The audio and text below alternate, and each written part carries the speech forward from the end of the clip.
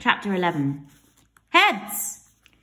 The ball comes flying towards me from the other side of the pitch. I judge its speed and angle perfectly and head it to Joe. Go on, Joe! Callum shouts from beside me as Joe dribbles it up the other end of the pitch. Watch out, I call as two defenders corner him. Joe neatly nutmegs one of them, shoots and scores. We all jump up and down wildly as Marco, the goalie, rips his gloves off in anger. Yes, well done, mate. Callum claps Joe on the back as he runs over to us. Thanks, Joe grins, giving me a high five. As a team, we jog over to the sidelines for water and snacks, never standing still as we slurp and crunch. It's way too cold to be stationary. Other than that and the light frost on the grass, though, the conditions are pretty much perfect for a game. We're doing a six-a-side, a pretty good turnout this year. There have been Boxing Days when it's literally only been Callum and I doing penalties for hours and hours. Callum has branched out a bit in terms of his friends since when we first started playing. He doesn't just hang out with me and Daisy anymore, that's for sure.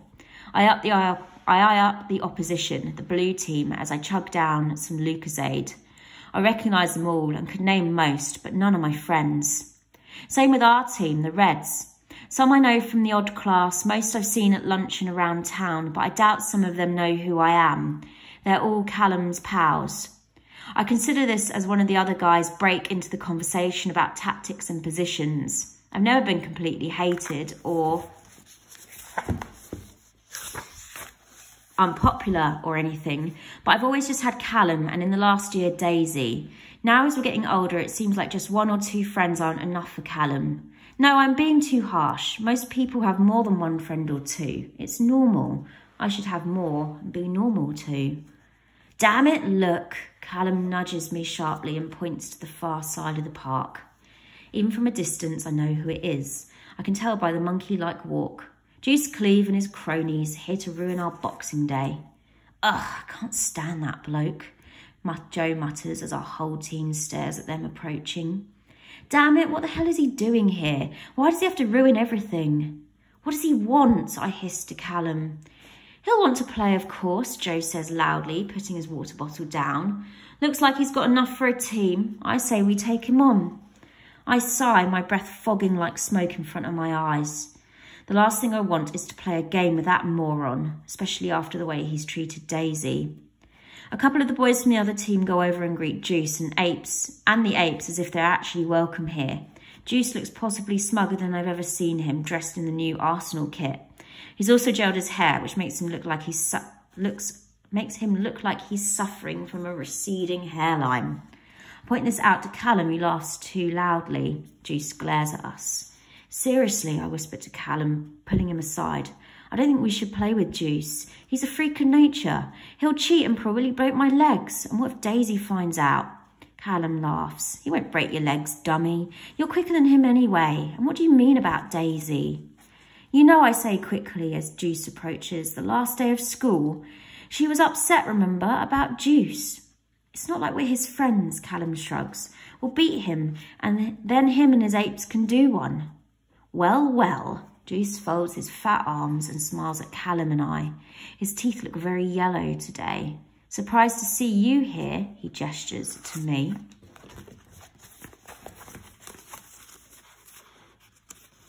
Why?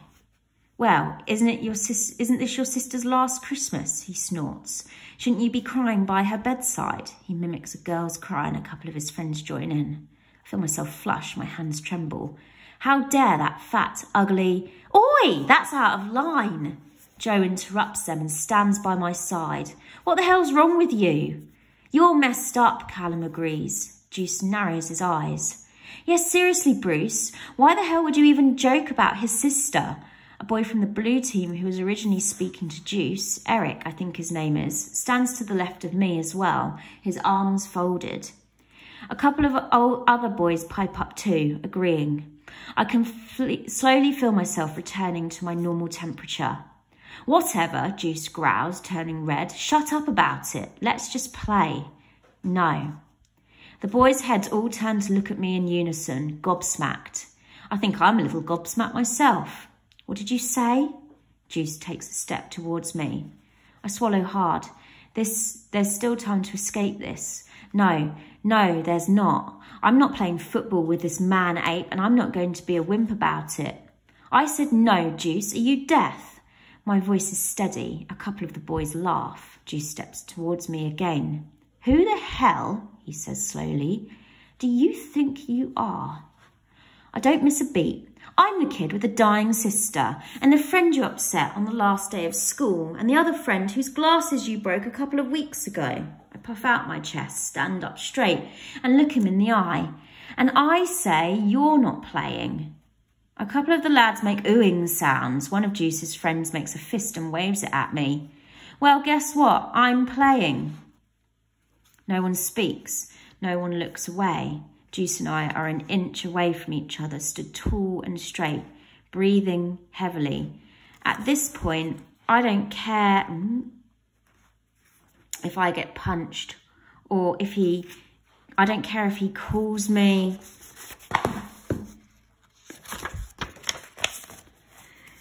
Names. I've made up my mind and I'm not playing with him. You're not playing, Bruce? Juice turns to face Joe, who has spoken suddenly, loudly, and with a slight quiver to his voice. I don't think he's ever felt Juice's true wrath, but he's got friends who have.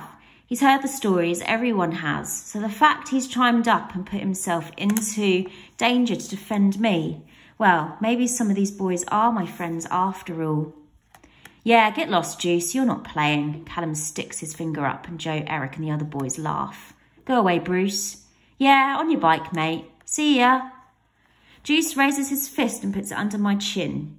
He hovers it there. Every instinct in my body is telling me to run, make a break for it. Never mind the boys, the football, the dignity.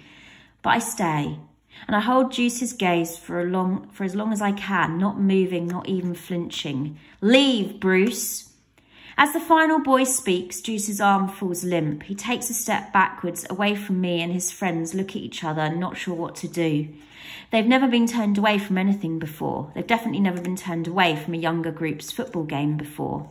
This is embarrassing. Come on, I hear one say, and off they go. Two of them running, the other two walking, glancing over their shoulders to see what their king ape is going to do. He's still here, looking past me to the alley. Whatever he sees makes his face drop even further. Without a word, he turns and runs after his cronies. The lads around me break into laughter, slapping each other on the back and waving goodbye to Juice. We'll pay for that, I'm sure, Joe says as the figures disappear behind the hill, back at school. Oh well, Callum shrugs. Worth it. Thanks, everyone, I say, eventually finding my voice. Thank you. No worries, mate. Eric pats me on the back. He was weird. What a messed up thing to say about your sister. Yeah, Joe nods. Not funny at all. What a jerk. They all break into a discussion about it. I say nothing more but feel, well, how do I feel? Not even angry anymore at what Juice said, I don't think. More relieved that he's gone, happy he didn't punch me, and surprised, completely surprised at all the other boys sticking up for me. They knew the risk of being beaten to a pulp, and they still defended me and Jenna. They start sorting out another game, some still making fun of Juice's face, and as I turn to make my way onto the pitch, I see a figure making her way back down the alley behind us, an unmistakable figure with ripped jeans and red hair. Daisy. Wait! It takes me ages to catch up with her. She had a huge head start anyway, but after I called out to her, she broke into a full-on run. She's quick, but I'm quick too, and as soon as I'm close enough, I grab her arm. Ow! Daisy! I slow down, and she slows down with me, trying to wriggle her arm free. Get off! Sorry, I let go. She's still got her back to me, but has finally stopped running. We stand in the middle of the street, panting. Why are you running away from me? I take a step round to her side and she turns her back to me again. Daisy, talk to me. I've been worried about you. She sniffs. I think she's trying to hold back tears. Even from behind, she's beautiful, in old jeans and a knitted jumper. Her hair is huge,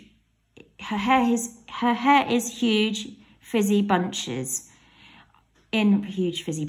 I reach forward and stroke one before I can stop myself. Stop, she flinches away, holding her arms. Sorry. I take a step to her left again, and this time she doesn't turn away. Her face is pale and she's got bags under her eyes. Why are you running from me? She sighs and turns to face me properly. I notice it straight away. What I thought was tiredness from a side angle is actually a huge purple-blue bruise around her right eye. Oh my God, I can't tear my eyes away from it. Deep purple on the socket, fading to green around the edges. It spreads above her eyebrow and down almost to her cheekbone. The eye itself is squinty and red, like she's been crying and hasn't slept in a week. I know I'm hideous. Daisy kicks a stone and shoves her hands in her pockets. You're not hideous, I exclaim. Far from it. It's huge, Daisy. What happened? Who? I lower my voice. Who did this to you? Daisy walks over to the curb and sits down, resting her chin on her hands. She looks defeated. No one, she replies eventually, her tone flat. I fell down the stairs. I take a seat on the curb next to her and wait for her to tell me the truth, but she doesn't. She doesn't speak. She just sits silently, kicking the odd stone and sighing the odd sigh until at least 5 whole minutes have passed. Daisy, she jumps at the sound of my voice breaking the silence. Sorry, please tell me what really happened. You didn't fall down the stairs, did you?